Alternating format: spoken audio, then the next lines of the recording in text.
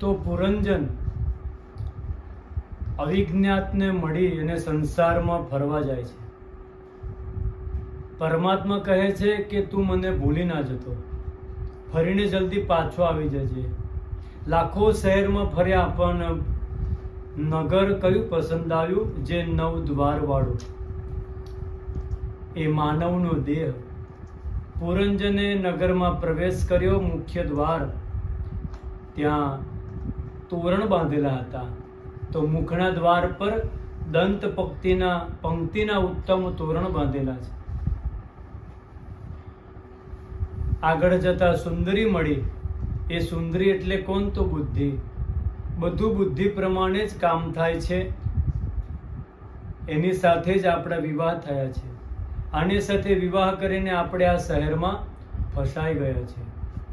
અને 10 સૈનિક છે અને એક સેનાપતિ જે બધાને કંટ્રોલ કરે છે. આ 10 સૈનિકો એટલે 5 જ્ઞાનેન્દ્રિય ને 5 કર્મેન્દ્રિય.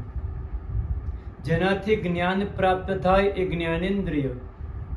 તો આંખને રૂપનું જ્ઞાન, કાનને સ્વરનું જ્ઞાન, નાસિકાને ગંધનું જ્ઞાન, જીભથી સ્વાદનું જ્ઞાન અને ત્વચાથી સ્પર્શનું જ્ઞાન એ પ્રાપ્ત થાય.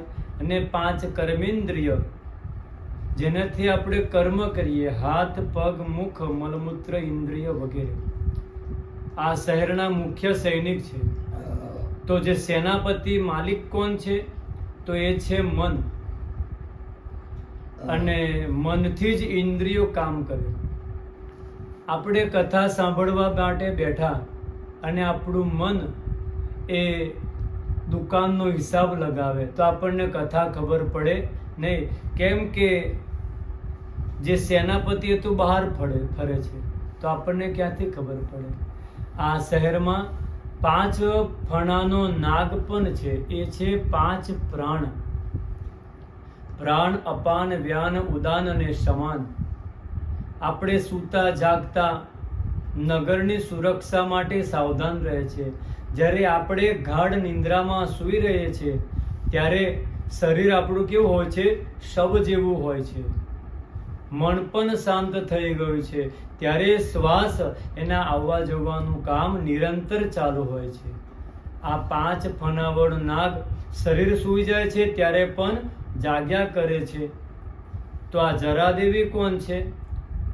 જેની સાથે કોઈ વિવાહ કરવા માંગતું નથી. તો એનું નામ છે વૃદ્ધાવસ્થા.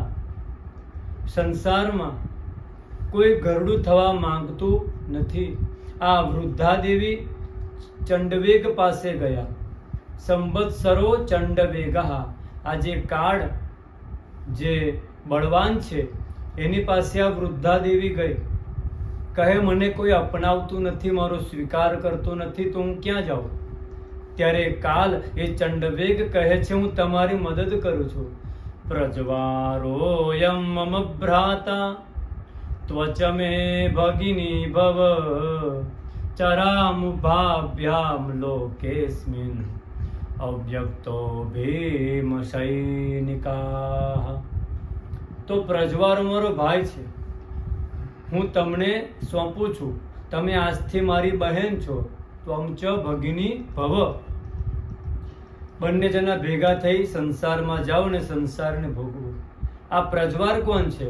તો જે રોગ, બીમારી, જ્વર, આ બધા પ્રજવાર છે. જેનું શરીર જેટલું રોગી હોય ને એ એટલો ઘરડો થઈ જાય છે જલ્દી. આ કાળા અને ગોરા સૈનિક કોણ છે? જો જે દિવસ છે એ સફેદ સૈનિક છે અને રાત્રિ છે એ કાળા સૈનિક છે. આ કાળા અને સફેદ સૈનિકો આપણી પર હુમલો કરે છે, આપણા નગરની ઉપર. પુરંજન એમાં સૂતો જ રહે છે. એને ખબર પણ પડતી નથી કે આપણા નગરની ઉપર આ કાળા ધોળા સૈનિકોનું આક્રમણ થઈ ગયું છે.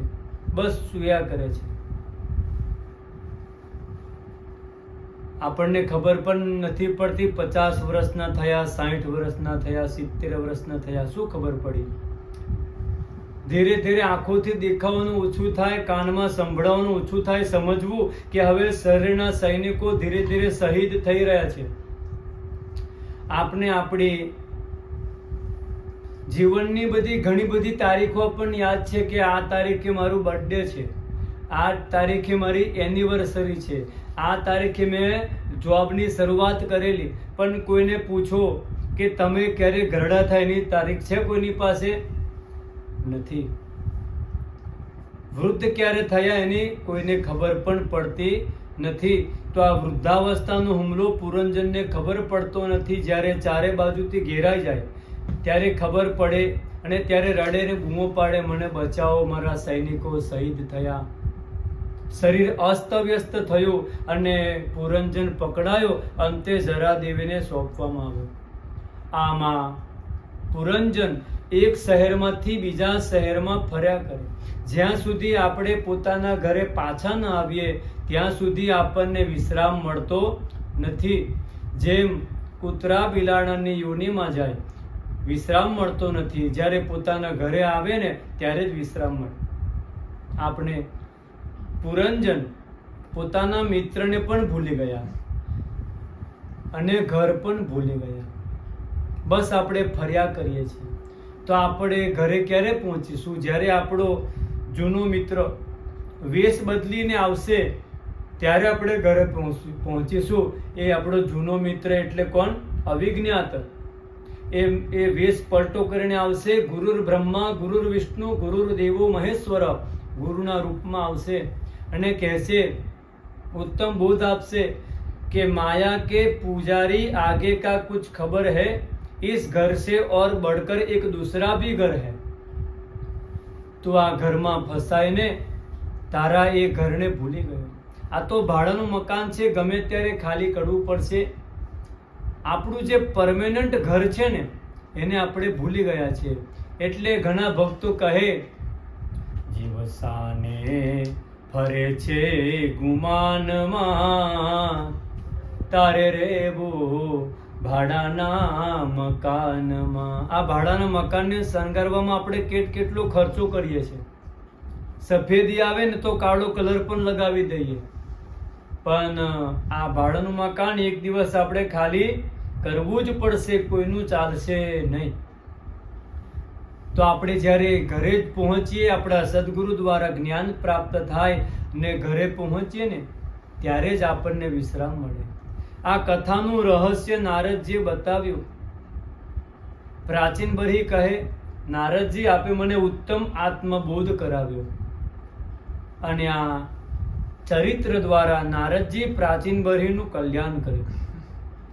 આ પુરંજન આખ્યાનનો સાર ગીતાજીમાં ભગવાન 7મા અધ્યાયના 14મા શ્લોકમાં કહે, દૈવી એસા ગુણમયી મમ માયા દુરત્યયા મામેવ યે પ્રપદ્યન્તે માયા મેતામ તરંતિ તે.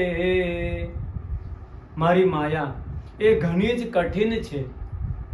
આને એ જ જાણી શકે જે ઉત્તમ સદગુરુની પાસે જઈ એમના વચનો પર વિશ્વાસ રાખી એમના ચરણમાં જીવન સમર્પિત કરી ને પોતાનું જીવન જીવે અને સદગુરુના જે વિચારો છે એ ઉતારે. આ પ્રાચીન બરહી એના વંશના હવે આગળ પ્રચેતાવન નામે 10 પુત્રો થશે, જેમને ભગવાન શંકર ઉત્તમ ઉપદેશ આપશે. એનું નામ છે રુદ્ર ગીત. એ આપણે આગળ સમજીશું. જય શ્રી કૃષ્ણ.